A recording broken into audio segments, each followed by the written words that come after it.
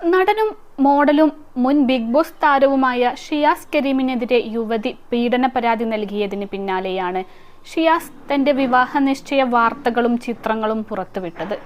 നിലവിൽ കേസ് കോടതിയിൽ നടന്നുകൊണ്ടിരിക്കുകയാണ്.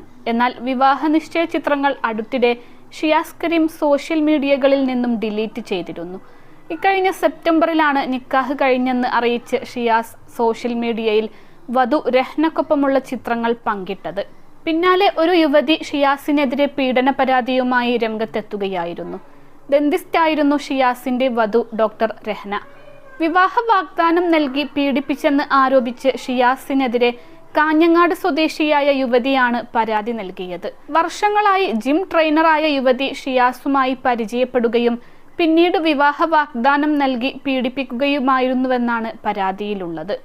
11 ലക്ഷം രൂപയിലധികം ഷിയാസ് യുവതിയിൽ നിന്ന് തട്ടിയെടുത്തതായും പരാതിയിലുണ്ടായിരുന്നു.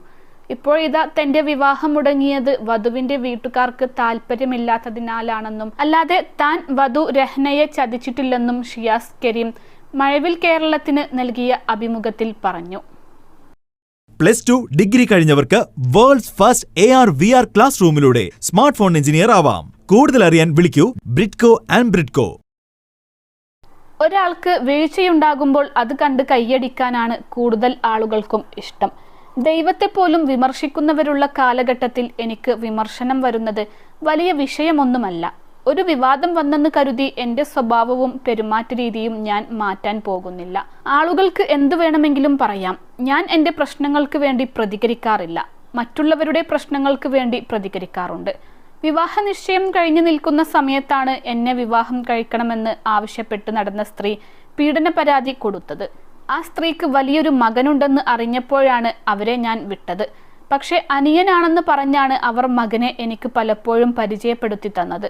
ഈ സംഭവം നടക്കുമ്പോൾ ഞാൻ ദുബായിലായിരുന്നു.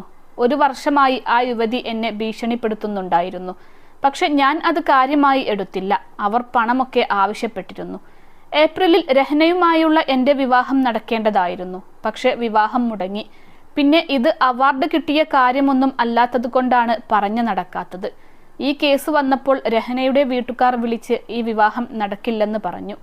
ഞാനും അത് സ്വീകരിച്ചു. അല്ലാതെ വഴക്കിനൊന്നും പോയില്ല. പരാതി കൊടുത്ത സ്ത്രീയോടും ഞാൻ പ്രശ്നത്തിന് പോയിട്ടില്ല. ഇപ്പോൾ നിയമം സ്ത്രീകൾ പറഞ്ഞാൽ അപ്പോൾ തന്നെ വിശ്വസിക്കും. എനിക്കെതിരെ വിവാദവും കേസും വന്നപ്പോൾ രഹ്നയുടെ ഫാമിലി ഒട്ടും ഓക്കെയായിരുന്നില്ല. പക്ഷെ രഹ്ന ഓക്കെയായിരുന്നു. കാരണം ഈ സ്ത്രീയെക്കുറിച്ച് രഹ്നയോട് ഞാൻ എല്ലാം പറഞ്ഞിരുന്നു. രഹ്നയെ ഞാൻ ചതിച്ചിട്ടില്ല. പിന്നെ എല്ലാ പെൺകുട്ടികൾക്കും അവരുടെ ഫാമിലി അവർക്ക് വളരെ ഇമ്പോർട്ടൻ്റ് ആണ്. അതുകൊണ്ട് തന്നെ രഹ്നയെ കുറ്റം പറയാൻ പറ്റില്ലെന്നാണ് ഷിയാസ് കരീം പറഞ്ഞത്. പെരുമ്പാവൂർ സ്വദേശിയായ ഷിയാസ് മോഡലിംഗ് രംഗത്ത് സ്വന്തം വ്യക്തിമുദ്ര പതിപ്പിച്ച വ്യക്തിയാണ്.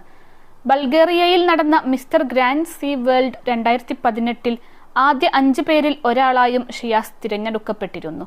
ഫിറ്റ്നസിന്റെ കാര്യത്തിൽ ശ്രദ്ധാലുവായ ഷിയാസ് സ്വന്തമായി ജിമ്മും നടത്തുന്നുണ്ട്.